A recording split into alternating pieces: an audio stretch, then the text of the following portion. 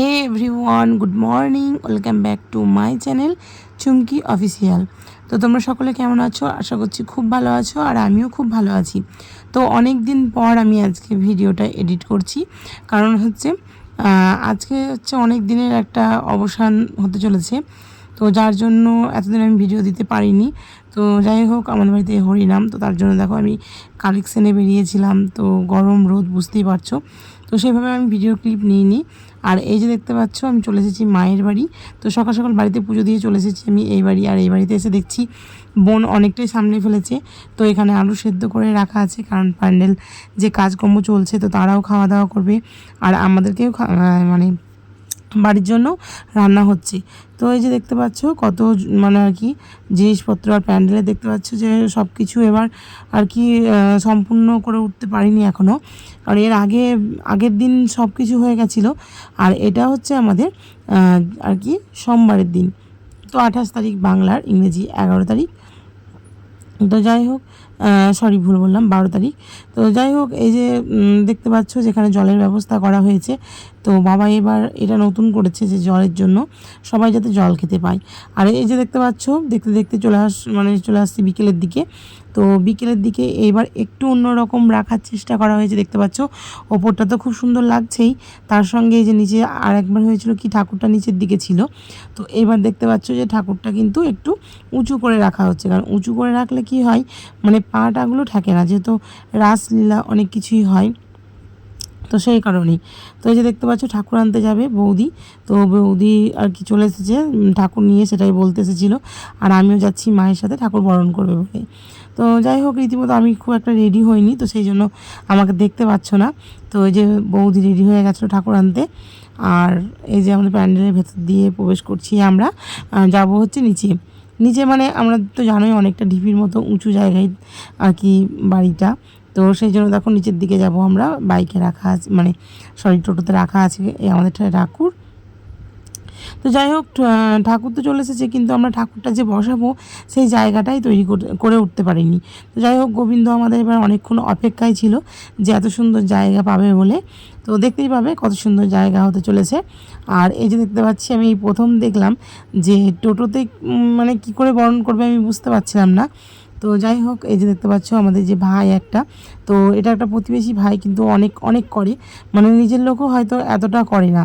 তো এটা বলা হয়তো নিজের লোককে অনেক সময় ছোট করা হবে, কিন্তু তা নয়, মানে নিজের লোক তো আমাদের কাছে থাকে না, অনেকটা দূরে থাকে। তো সেই জন্যই দেখো, এ তো মানে পাশেই থাকে, তো নিজের মতনই আর কি করে। তো দেখতে পাচ্ছ টোটোটা এইভাবে খুলে দিয়েছে যাতে এইভাবে বরণ করতে পারে। তো বসে বসেই মা বরণ করছে, কারণ টোটোতে এদিক থেকে উল্টো হয়ে যাচ্ছে, আর কাঠামোটাকে যদি সোজা করতে যায় তাহলে জায়গায় হবে না, সেই কারণেই। এই যে আমাদের তিথি রানীও গেছিলো ঠাকুর আনতে। তো দুটো টোটো গেছিলো, কিন্তু টোটোতে লোক ছিল না, কারণ আমি তো বললাম আমি রেডি হতে পারিনি, কারণ ঠাকুরের জায়গাটা তৈরি করতে পারিনি। তো সেখানে একটুখানি আলপনা টালপনা দেওয়ার ব্যাপার ছিল, ওই জন্য আমি রয়ে গেছিলাম। আর গেছিলো শুধু বৌদি আর আমাদের যে ক্ষুদে সদস্যগুলো আছে, তারাই গেছিলো ঠাকুর আনতে। তো তার মধ্যে আমার ছেলে যায়নি, কারণ সে খেলতে কোথায় ব্যস্ত হয়ে গেছিলো। তো আমাদের তো খুব ইচ্ছে করছিল যে যাই, গিয়ে নিয়ে আসি। আর হ্যাঁ, এবারকার রাধা মাধবের মূর্তিটা দেখো একদমই যুগলে এসেছে। মানে এর আগের ভিডিওতে তোমরা দেখেছো যে কতটা মানে আর কি এতটা অ্যাক্টিভ ছিল না, আর এখন দেখো কতটা মানে যুগল হয়ে গেছে। তো খুব সুন্দর লাগছিলো দেখতে। তো আমাদের মানে গোলসোনা, শুভ সবাই বলছিল দেখো মাসি এবার কিন্তু রাধা গোবিন্দ একদম পুরো যুগল এসেছে, মানে হাতটা এত সুন্দর করে দিয়ে রেখেছিল, দেখলেই যেন মন প্রাণটা ভরে যাচ্ছিলো। সবাই হয়তো চাইবে যে সবারই রাধাকৃষ্ণই যেন এইভাবেই যুগলে থাকে। তো যাই হোক, মা বরণ করে নিক, তারপরে তোমাদের কাছে আসছি। আমি ভেবেছিলাম হয়তো আর ভিডিও বানানোই যাবে না, যদিও আমার এই ভিডিও ছাড়াই কোনো লাভই হচ্ছে না, কারণ সেভাবে ভিউজও হয় না আর লাইকও হয় না। আর যাই হোক, মানে আমি যেটা আর কি শর্তে থাকে ইউটিউবে, সেটাও আমি করতে পারিনি। তো তাও ও যতই হোক, আমার মনে হলো না, এই রাধা গোবিন্দর ভিডিওটা ছাড়ি, তো যারা আমাকে দেখে তো তারা একটু দেখে হয়তো তাদের মনটা ভালো হবে। তো সেই কারণেই আমার এই ভিডিওটা আজকে তুলে ধরা। তো যাই হোক, দেখতে পাচ্ছ বরণের সময় কত মানুষ এসেছে দেখতে। তো খুব ভালো লাগছিল যে এইবার আরও আগের যে মানে যে দুবার পুজো দেওয়া হয়েছে, তার থেকেও এইবারের মানুষজনগুলো মানে অনেকেই খুব ভালো ছিল, মানে সবাই সব কিছুতে সহযোগিতা করেছে। এটার জন্য আমি যারা আমার ভিডিও দেখে, যারা আমাদের মানে কাছের মানে আর কি যারা করেছে, তারা যদি ভিডিওটা কেউ দেখে তাদেরকে আমি বলবো অনেক অনেক ধন্যবাদ। কারণ আজকে যে এই যে তোমরা সাহায্য করেছো, এটা সত্যি কথা বলতে কি এটা আমাদের জন্য একদমই নয়। কারণ এই রাধা গোবিন্দ ছাড়া এসব কিছু মানে মানে কি বলবো সম্ভবই নয়। তো যাই হোক, অনেক অনেক হেল্প করেছে, তাদেরকে অনেক অনেক ধন্যবাদ। আর এই যে দেখতে পাচ্ছ মায়ের বরণ হয়ে গেছে, তো এবার করছে হচ্ছে বাবা। তো যাই হোক 3 জনে করতে হয়, কিন্তু আমি যেহেতু বললাম তোমাদের জামা কাপড় আমি ছাড়িনি, তো আমি ভাত খেয়েছিলাম, তো সেই কারণে আজকে আমি আর কি বরণ করব না, মা আর বাবাই করে নিক। তো ওরা তোমার বরণ করে নেওয়ার পরে আমাদের আটনে বসিয়ে দেওয়া হবে। আর তোমাদের যেটা বললাম যে আটনটা তৈরি হয়নি বলে এটা নিয়ে ডিসকাস চলছিল যে ঠাকুরটাকে রাখা হবে কোথায়। তো যাই হোক, ওই যে ভাই আছে ওই ভাই বললো চলো আমি ব্যবস্থা করে দিচ্ছি। আর সবটাই ভালো, কিন্তু আমাদের জায়গাটা একটু ছোট হয়ে গেছে, সেই ছোটোটার কারণে মানে একটু সমস্যা হয়। কিন্তু সমস্যা হলেও কী হবে, সবাই কিন্তু মানিয়ে নেয়।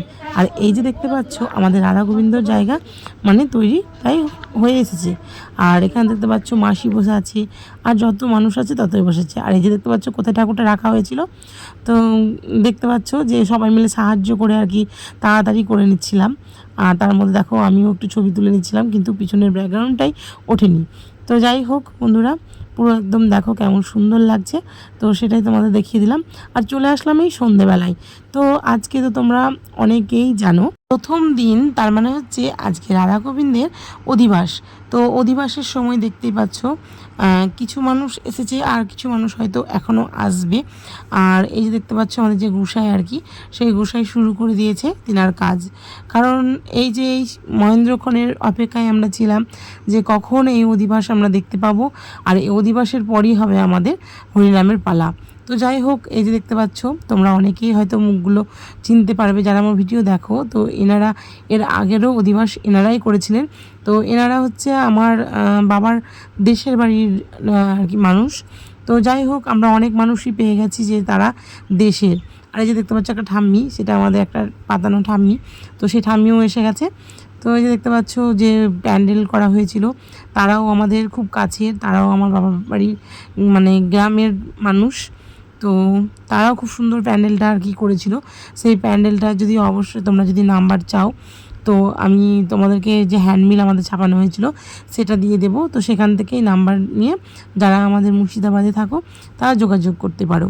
আর এই যে দেখতে পাচ্ছ আমি কিন্তু আজকে এরকম একটা ড্রেস পরে নিয়েছি, কারণ আজকে আমি শাড়িটারি আর পরিনি। আজকের মতো অধিবাস এখানেই শেষ হবে, আর আমার ভিডিওটাও আমি এখানেই এন্ড করব, কারণ নেক্সট পার্ট দেখার জন্য তোমরা ওয়েট করবে। যারা মনে করছো প্যান্ডেলের নাম্বার দরকার, তো নাম্বার আমি দিয়ে দিলাম, তোমরা একটু যোগাযোগ করে নিও।